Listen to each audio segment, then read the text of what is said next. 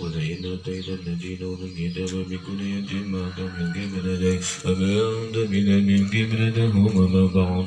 من قبلة بعد ولئن اتبعت أهواء من بعد ما جاءك من علم إنك إذا من الظالمين الذين آتيناهم الكتاب يعرفونه كما يعرفون أبناءهم وإن فريقا منهم ليكتمون حقهم يعلمون الحق من ربك فلتكونن من الممترين وبكل وجهة وهو فاستبقوا الخيرات أينما تكن يأتي بكم الله جميعا إن الله على كل شيء قدير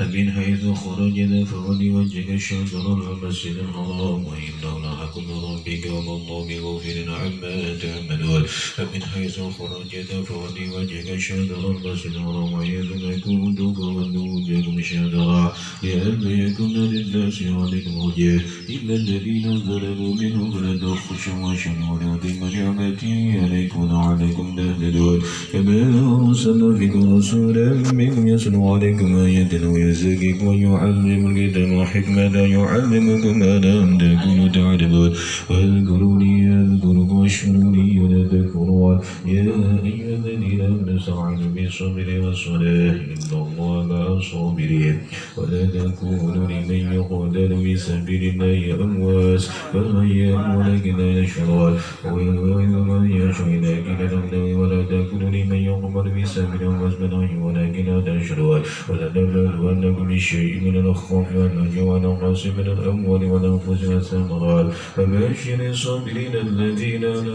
إذا أصابتهم مصيبة قالوا إنا لله وإنا إليه راجعون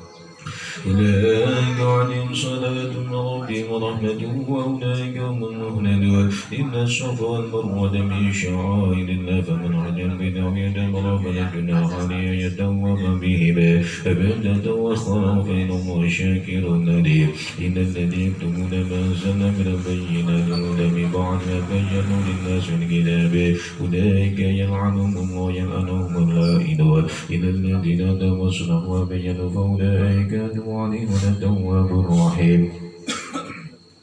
إن في خلق السماوات والأرض واختلاف الليل والنهار والفلك التي تجري في البحر بما والناس وما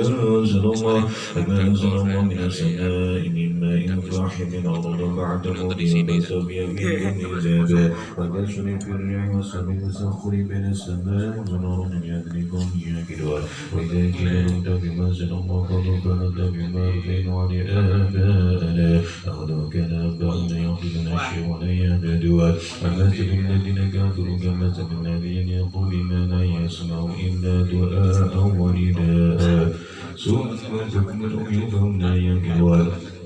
وإذا قيل لهم اتبعوا ما أنزل الله قالوا بل نتبع ما ألفينا عليه آباءنا ولو كان آباؤنا أشياء ولا يهتدون فمثل الذين كفروا كمثل الذين يقول ما لا يسمع إلا دعاء ونداء ثم بكم عمي فهم لا يعقلون وإذا قيل لهم اتبعوا ما أنزل الله قالوا على آباءنا ولو كان آباؤنا أشياء ولا يهتدون فمثل الذين كفروا كمثل الذين يقول ما لا يسمع إلا دعاء ونداء ثم بكم عمي فهم لا يعقلون يا أيها الذين آمنوا كلوا من طيبات ما رزقناكم واشكروا لله كنتم إياه تعبدون إنما حرم عليكم الميتة والدم ولحم الخنزير وما